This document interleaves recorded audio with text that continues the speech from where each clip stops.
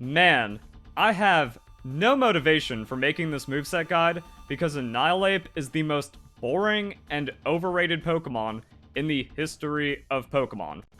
Wait, this isn't going to do. I need to more match the mood and vibe of this video. There we go. It can pretty much only be used one way, and it only does one thing. And the thing it does isn't even that good.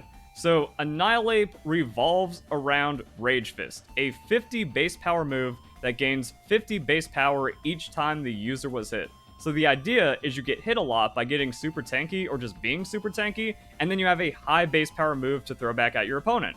Problem: the opponent can just not hit you, and then you're going to be super weak.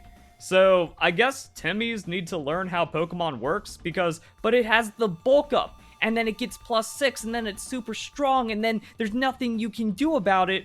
But that's not how Pokemon works, because stages, they kind of fall off. So at one stage, you're doing 50% more damage. 2 stages, you're doing 100% more damage, so 2x damage. But then, if you had 4 more of those, so 3 times that setup, you're only doubling your damage to 4x damage. And that's kind of like the weird thing about Rage Fist. If you hit your opponent once, you're doubling. So you're giving it so much value that if Annihilape is at +2, and then you decide to hit it, it just went to +6. And if it's at +6, that's too much math for me to care about right now, so you just don't hit it. But then it has the Drain Punch. However, Drain Punch is a low base power move, and Annihilape needs to go all in on the defenses, that way it can be very hard to KO, so eventually, like, if you're going to try to hit it, if you're going to try to tag it, then the Rage Fist will get powered up and then it becomes a problem. But then we have 115 attack, that's a good natural attack, and we've seen Pokemon like Calm Mind or Swords Dance or Boost with this kind of stat and then become powerful, but we have the low base power on the Drain Punch, and this is your only sustain.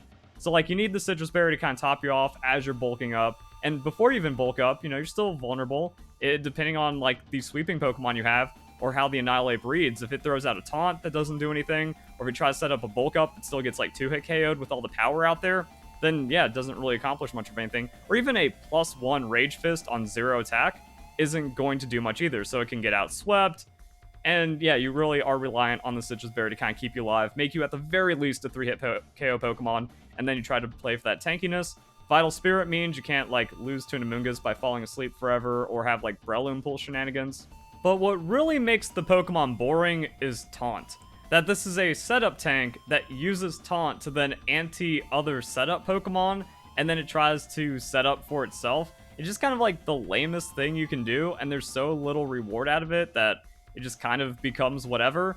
And the thing about Annihilape is that this thing gets completely bodied by Fissure or not one-hit KO moves, because usually it's going to be like a Guillotine or a Horn Drill or something, but that's at least immune with the Ghost. But we're in a Fissure meta right now, so Annihilape is just going to struggle, and then people say, but Annihilape is banned, but Fissure's banned. Yes, in the most casual baby format that has no value whatsoever in Pokemon, and Annihilape really just kind of proves that the reason why Fissure exists is to KO Pokemon that are too tanky to deal with or have problems if you hit them and then they can retaliate out. Also, Fissure is a natural counter to Evasion, so there's no reason to ban Evasion unless you just suck at Pokemon. So it's kind of like removes the interactions and balance from the game, which is why Smogon's so bad. So Dondozo comes in, ignores the bulk ups. As long as you don't feed into the Rage Fist, it's a 50 base power move with a Pokemon that has an uninvested attack. Drain Punch can't do anything, and then Dondozo gets to swing Fissure however long it wants until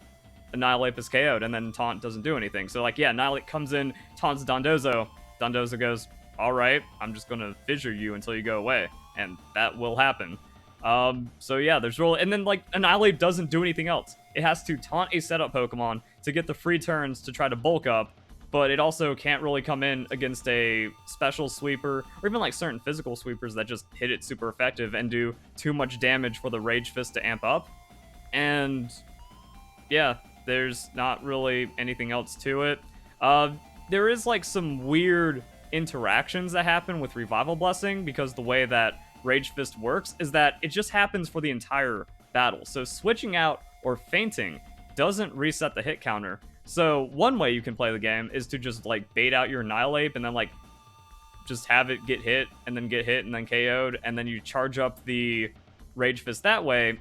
But then it's like super obvious that if you see someone with a team that has Annihilape and Palmot on it, well then don't feed the Annihilape because it's going to get revived and then become a problem. But an unset up Annihilape at half health is also just going to be not that threatening because then it's still in one-hit KO range from like physical attacks or special attacks.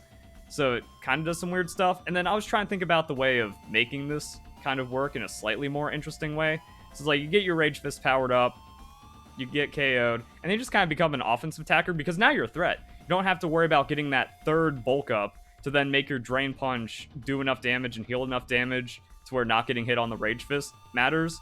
So then, like, yeah, maybe Rage Fist is at 150 base power because you get 2 at KO'd, and then you can come in, take the hit, rest up, now you're at full health with the Chesto Berry. So you don't want to rest on your first KO. You want to wait until you get KO'd to do that, and then come in on that Rage Fist. Now a 150, 115 max attack, still bulky spread Pokemon right here is going to be a bit more threatening. And then you also have Earthquake. 115 Super Earthquake is going to be really bad for the opponent. Drain Punch now just has like natural damage and can start doing a bit more immediately. And then you can play it like this. So a less boring way, but still like, I'd rather just run other sets or try to do other things on the Pokemon. And then speed creep kind of gets weird. So Annihilape is a thing. You're going to see it, and you do have to like play around it. But if you just interact with Annihilape as though it's a free win, you can also kind of find that as well. So 28 speed EVs, that might be the upper end. Most of them could probably be running like 20 or something. Some aren't even invested. But if you can get your tank Pokemon or your anti-tank or your wall-breaking Pokemon up to like 113, preferably 114 speed, then you just deal with the Annihilape a lot better.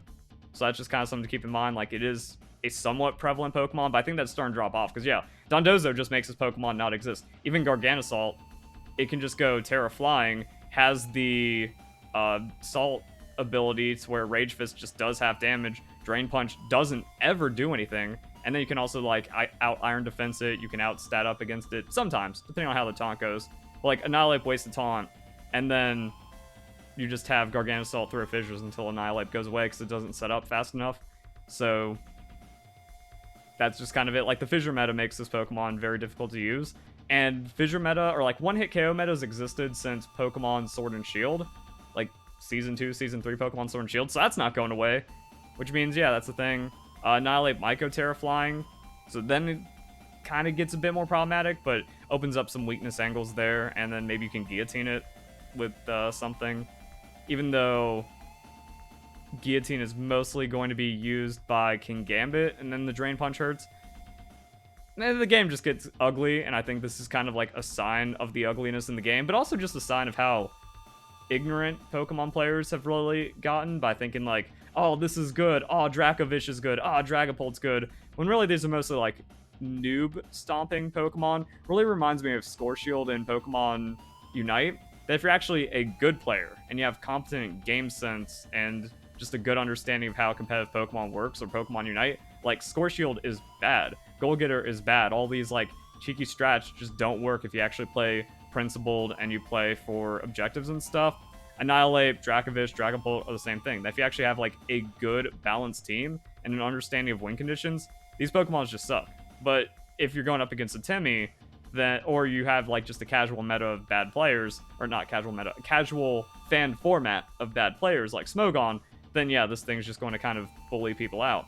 But also does, like, if Annihilape is prevalent in the meta, kind of forces people more off of the setup tanks or the setup Pokemon because of the taunt, and then it's like free turn retaliation potential. Eventually you do have to swing at it, and if you don't swing hard enough, Rage Fist does start getting scary. But a balanced team, again, wouldn't really have problems against the Annihilape. So just kind of actually, like, if it's prevalent, it encourages good team building until it becomes unusable by everyone. And then that's kind of it. But can be annoying, does stupid things. And yeah, that's it. Just the most boring, overrated Pokemon. So hope you guys enjoy the video. Hope you all have a nice day. Thank you very much for watching.